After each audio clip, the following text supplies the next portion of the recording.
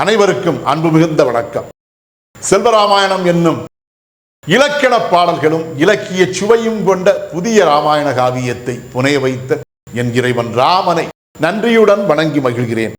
செல்வராமாயணம் பருவம் 3 அயோத்தி பருவம், காலம் 8 பரதன் காலம்.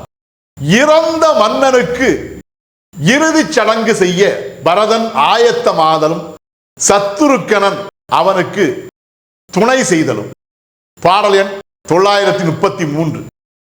இறந்த நல் மன்னனுக்கு இறுதிசை சடங்கை துறந்த நற்றூயனின் துவள் உளம் தொடங்க சிறந்தவன் இணையனும் சீரிய தடக்கை அறமகன் அறவுரம் அருந்துணை வழங்க.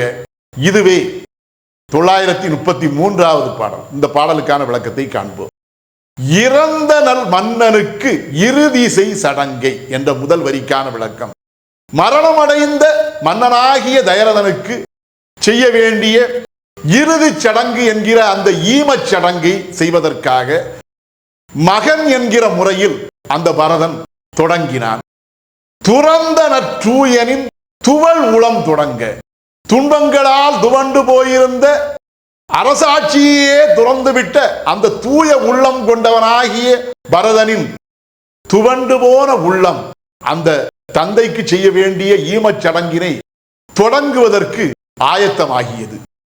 அந்த நேரத்திலே சிறந்தவன் இணையனும் சீரிய தடக்கை, சிறந்த உள்ளம் கொண்டவனாகிய அந்த பரதனின் இணைபிரியாத சகோதரனாக விளங்கக்கூடிய சிறப்புமிக்க தடக்கை என்கிற வீரம், வீரத்தின் தடமாக, வீரத்தின் அடையாளமாக திகழக்கூடிய வலிமை மிகுந்த கரங்களை கொண்டவனாகிய அறமகன் அறவுரம் அருந்துணை வழங்க, அறத்தையே கொள்கையாக கொண்ட அறமகனாகிய சத்துருக்கணனின் அறம் மிகுந்த உரம், அறம் என்னும் உரம் மிக்க வலிமை மிக்க உள்ளம் அவனுக்கு, அந்த பரதனுக்கு அருந்துணையை வழங்கியது. இதுவே 933வது பாடலுக்கான விளக்கம். செல்வராமாயணத்தின் 934வது பாடல் மற்றும் அதன் விளக்கம் ஆகியவற்றை அடுத்த பகுதியில் காண்போம். இறையருளால் அடியேன் இயற்றிய நல்லதோர் இலக்கியத்தையே செல்வராமாயண காவியமாக உங்கள் முன் தொடர்ந்து வழங்கி வருகிறேன். உங்கள் அன்பையும் ஆதரவையும் தொடர்ந்து தந்து இந்த புதிய ராமாயண காவியத்தை அனைவரிடத்திலும் கொண்டு சேர்க்குமாறு உங்களை அன்போடு கேட்டுக்கொள்கிறேன். அனைவருக்கும் நன்றி, வணக்கம்.